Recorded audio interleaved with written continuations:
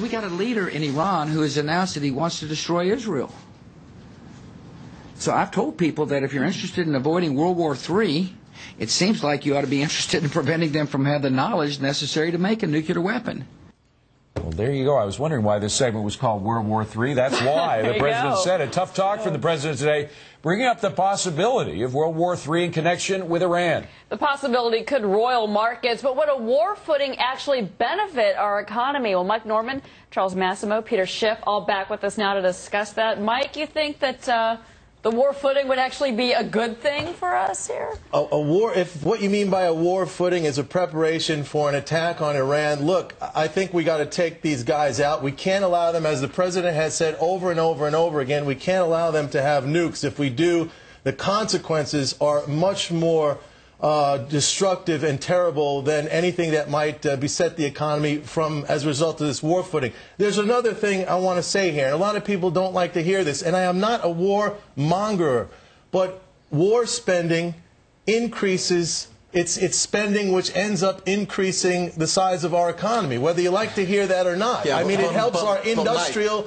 military base. But Mike, we're spending about, I believe it's $626 billion on military expenditures, $323 billion on health care. So yeah, we could be spending money. I mean, it's $626 billion. You're talking about nickels and dimes here. Nickels and dimes. Talking about the potential look at the healthcare system right now. A country like Iran, a state sponsor of terrorism that has a nuclear weapon. We have with us another guest who I'm sure agrees with everything that Mike Norman says. Peter, what do you think?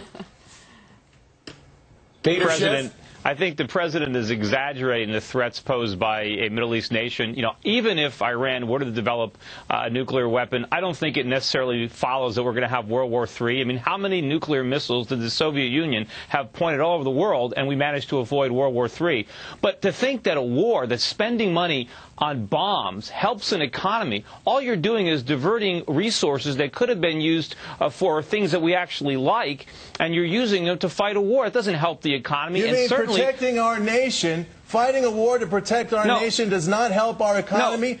You know, Mike, will you let me finish? Mike, will you let me finish a point? Is not an investment that we need to make. Mike, will you let me finish a point? Okay, hold on. Go ahead, Peter. Look, certainly spending money on a war might be necessary, just like putting burglar alarms on your house is necessary, but it doesn't necessarily improve your standard of living. You'd rather spend the money on other things. And, you know, we're borrowing the money to fight these wars. We have to pay the world back. Look, we're borrowing trillions of dollars to fight these wars. All right, well, Peter, I want to ask Charles this. I mean, you have to admit, Ahmadinejad is pretty off his rocker. I mean, he said some pretty crazy things. I mean, you cannot put it past this guy that he would not develop a nuclear weapon. I mean, he's a threat. He is a potential threat to this country. I agree, and I think both, and I hate to be in between Mike and Peter. It's probably a very vulnerable spot to be in between. But the point is, again, if we're spending so much money, how are we repaying it? We're repaying it through increase in taxes and increased debt. Absolutely. Taxes have gone down. Where are we going to pay for this? It's going to come from the taxes. Taxes have gone down. Economic growth has gone up. Revenues have come into the Treasury. Mike, if it wasn't for this little inflation, we haven't had economic growth.